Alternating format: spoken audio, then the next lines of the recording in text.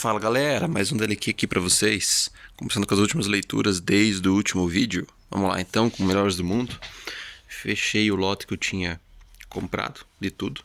Aqui começa um novo arco com esse menino trovão aqui, que tem uma origem bem parecida com o do Superman, que nós conhecemos. Aparentemente foi enviado pelos pais para salvação e tal, né? Num outro universo em questão. Ele era de uma Gotham. E quando ele acaba descobrindo que possivelmente os pais deles estão vivos nesse universo, ele vai ver e não dá muito certo, porque, bem, nesse universo ele acabou falecendo. Meio tenso, assim. Nesse primeiro capítulo que acontece bastante coisa, já dá uma prévia do outro ali com o vilão Mestre Chaves. Aqui tem uma curtinha com o Lobo, escrito pelo Dave Wiggles, que é um editor bem difundido, sim, até no universo do morcego. Acho que ele foi responsável pelo Batman Preto e Branco, primeira série. E é uma historinha legal, bacana, não levar as coisas pela aparência, né? Parece meio bobinha, mas é divertido. Aqui a gente tem uma história com... Deixa eu ver aqui quem que são os escritores. A Tim Howard e o Max Raynor.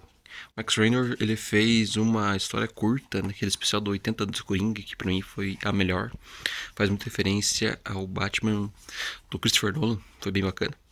E aqui a gente tem, né, o velho dilema da morte do Jason, né? E se o Tim, né, ele vai correr esse risco também, né?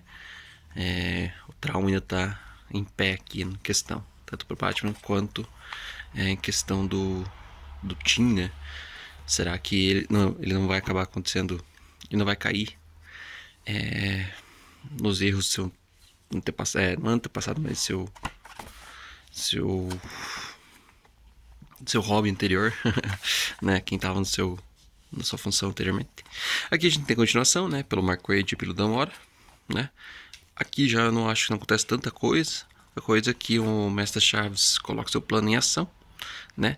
E de alguma certa maneira ele pode mobilizar as pessoas, né?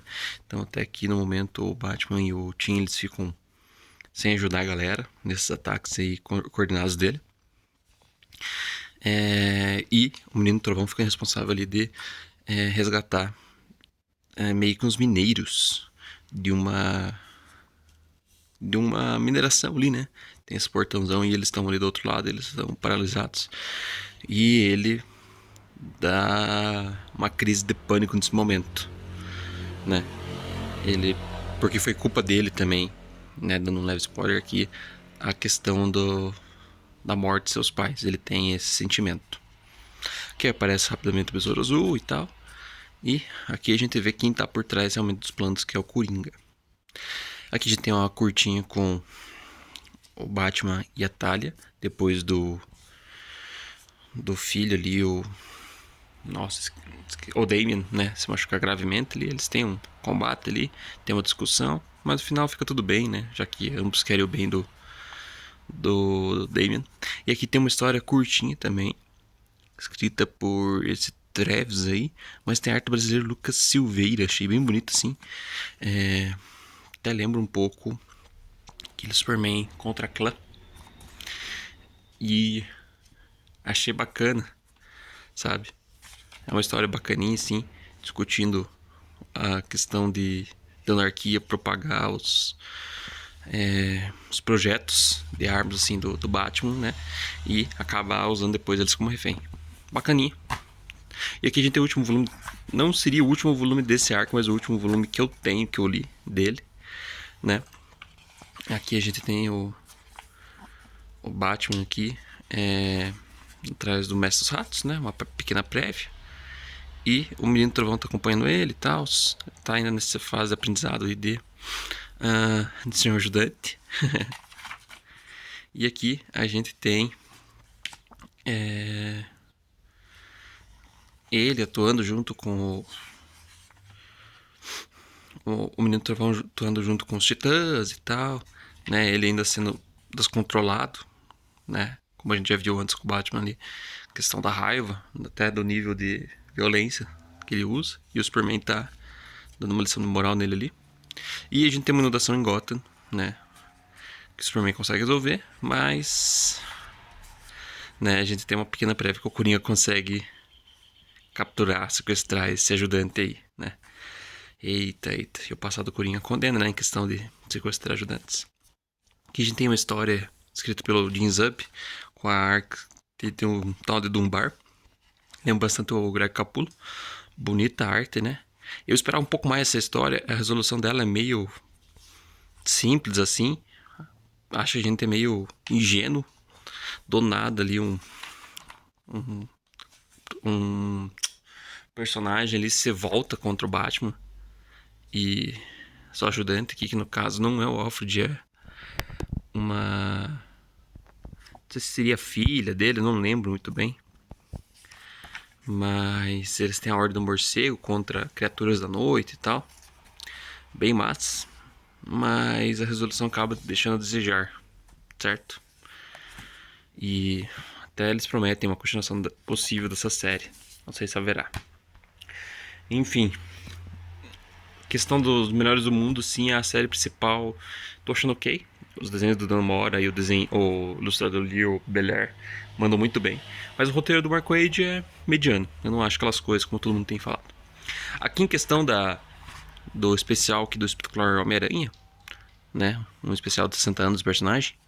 Eu li a parte recolorida aqui, né? Com a coloração moderna das histórias do Stan Lee com o Steve Ditko.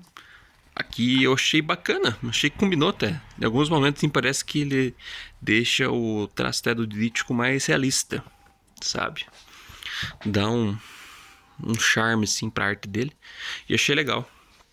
Aqui reconta um pouco do clássico, né? Da origem do Homem-Aranha ali. A questão da morte do Tio Ben e tal, que ele vai atrás, né? De quem matou o Tio Ben e tal. Daqui a gente tem o primeiro número, né, da série Amazing Spider-Man, porque antes era na Amazing Fantasy. Aqui mostra o Spider-Man sofrendo aquela dificuldade por parte do Clarim Diário, né? E a opinião pública se voltando contra ele. E em questão mesmo, ele salvando o filho aqui do JJ, né, que é um astronauta ali, que ficou à mercê no espaço. Ele ainda usa isso contra o Homem-Aranha. E aqui a gente tem a história de origem do Camaleão junto com o primeiro encontro do Homem-Aranha com o Quarteto Fantástico. Se não me engano, eu já tinha lido isso na própria coleção clássica do Quarteto, né? É legal, é só mais uma pancadaria de herói ali, e o Homem-Aranha, né, sendo mal entendido. E no final ele vaza, né, já que ele descobre que não tem fins lucrativos o Quarteto Fantástico, ele tá precisando de dinheiro, né, pra sustentar ele e a tia dele. Já que ele não tá conseguindo mais nenhum emprego, porque o público no geral, né, a sociedade tá contra ele, né, não vai ter como ele conseguir uma vaguinha naquelas lutas artísticas. Continuando com Dylan Dog. Número 2 da nova série, que infelizmente foi cancelada pela Mitos. Eu li, gostei bastante, assim. Não é aquela história, nossa, tipo, que me pegou assim, sabe? No lado afetivo e tal, assim, que eu tenho um apego por essa história. Não, mas ela é muito bem construída, sabe? Ela é muito bem moldada em si mesma, deixa furos, assim, pelo menos o que eu achei, né? Que as histórias do Dylan Dog, sim, eu sempre ficava com o pé atrás com alguma coisa, mas nessa aqui eu achei que foi tudo muito bem produzido, certo? Não deixou brecha pra eu criticar.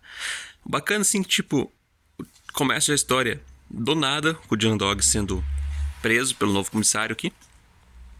Ele não tem uma boa visão do Dylan Dog, né?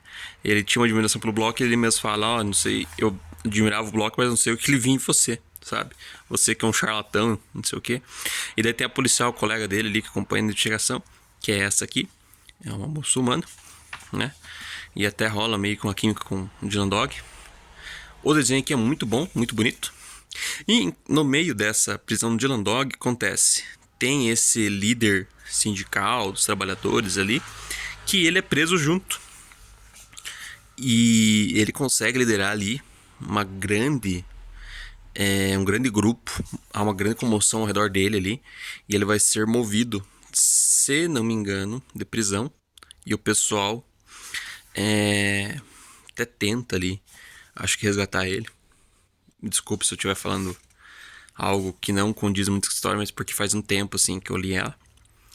E eles acabam até invadindo essa segunda prisão ali, né? Há um combate armado bem sangrento. Nossa, é uma das histórias mais sangrentas assim do Dylan Dog que eu li, né? Não li muitos, mas essa aqui tá acima de todas as outras que eu li. E há uma explicação para toda essa comoção pública aí, né? A exacerbada além do normal. Muito legal, né?